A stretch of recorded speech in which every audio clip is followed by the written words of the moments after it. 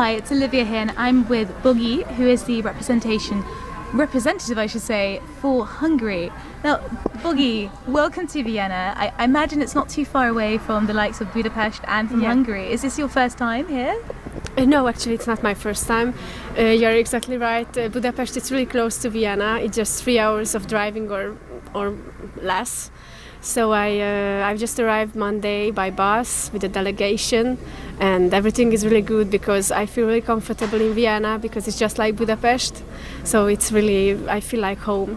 Yeah, because even the architecture, I've been to Budapest and it does seem actually quite similar, a bit like home away from home in a sense. Yeah, exactly. The buildings are really similar, and we have the same historical backgrounds with Austria, so that's why there are a lot of common points. Now, tell me a bit about your musical path, because we all know you, or many of our listeners and viewers will know you from that advert you did about a year or so ago, where I think your face was retouched for Global Democracy Now! And for me, it's quite interesting when I was watching your music and watching your videos. It seems like in each song you do there is a message. Tell me a bit about that process and why you've gone into music. Actually, I'm a singer-songwriter, and when I compose the songs, I always chose a subject which interested me.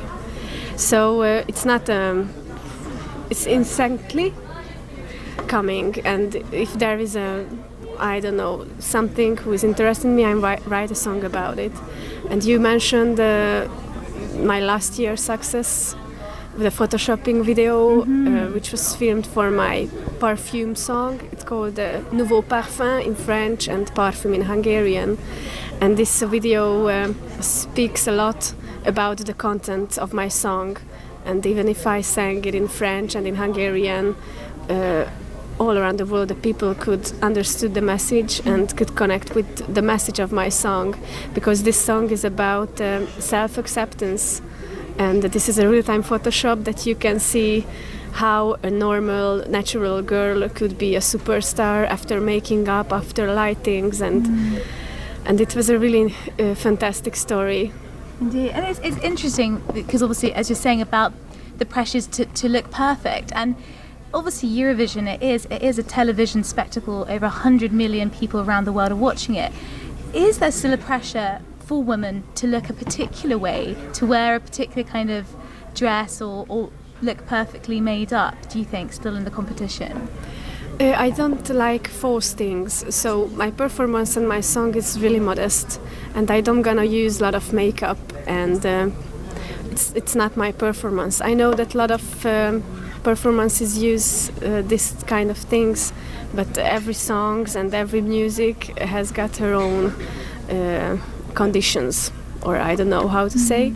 So I know that million people will watch my performance, but for me the most important thing is communicate the message. And the dress is important, the makeup is important, but if I can communicate the message well, I will be happy. And let's talk about the message. This song is called Wars for Nothing. Obviously, we are in 2015 and it's the 60th anniversary of Eurovision. And if you think of just how much the world has changed in those 60 years, we are living in a very different world and maybe not so safe as it used to be. Was that something where you reflecting on the way the world is when you were writing that song? Actually, my song wasn't written for Eurovision. My song was written for my second album, and I think the subject that my song Wars for Nothing talks about, unfortunately it's really actual. And every day when I watch a television and when I read a newspaper, I always saw something horrible. And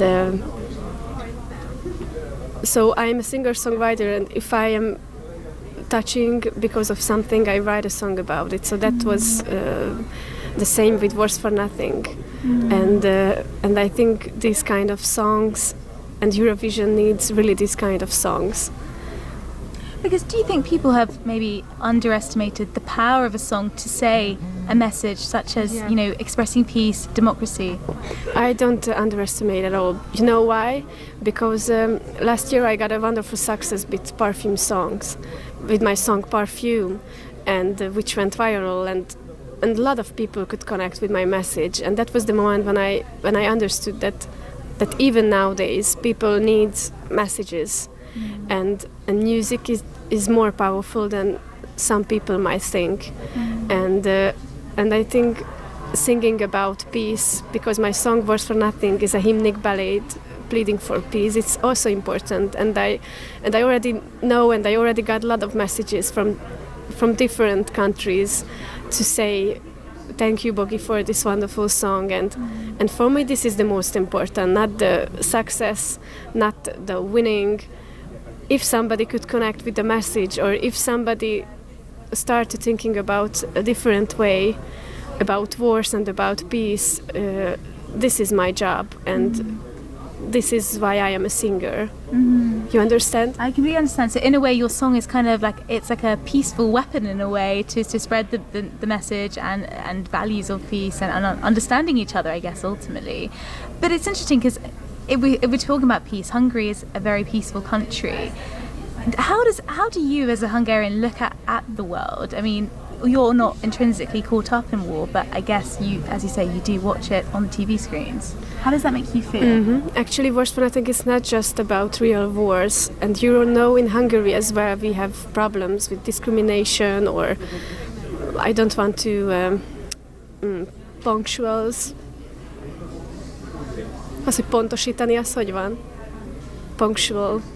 But we have problems, of course, and you know, a lot of Hungarians live outside from our borders, and there are different wars really near to Hungary where Hungarian people suffers. So this is really real for me and for Hungarian people, I think, because if in Africa happens something, okay, it's really sad, but you can't feel the, I don't know, intimacy, the closeness. Yeah. But if just next to your country there is a warring problems, you can feel more of it. And going on stage, like you did today, it was your rehearsal. Going on stage today, what do you feel when you go up there? Obviously, it's the nerves, but do you feel kind of something deeper in your stomach when you're up there singing this message? Actually, you know, my first rehearsal was on Tuesday, and that was the first time, and that was today, that was my second time, and now I was more excited. I don't know why. My heart's beating harder than on Tuesday, because, you know, I spent in Vienna, this is my fifth days now, and you know, there are always a wave like this in my ups and downs. Yeah, and today it was a little bit, I don't know, I was more excited, but I really enjoyed it, and it was good because we fixed the positions, because my background singers had to walk on the stage, and we used the LED floor as a visuals, and it's really changing every time, and it's not easy to walk on this LED floor and find a good position to find the symmetry. Sure. But finally we found it, and I really hope that on Monday and on Tuesday we won't have any problem with it. I'm sure we won't. And also I hear there's a flash mob tomorrow, so we'll have to come along for that as well. It's been an absolute pleasure talking to you, Boggie. Thank you very much indeed. And just going to end with asking if there's a specific message you'd like to say to our viewers and our listeners. Hello BBC, thank you very much for watching my video, and I really hope that you will like my song that I'm gonna sing on Monday, on Tuesday, and if you like it, please vote for me. Thank you. Goodbye. Goodbye. And how do you say goodbye in Hungarian? Viszlát! Viszlát!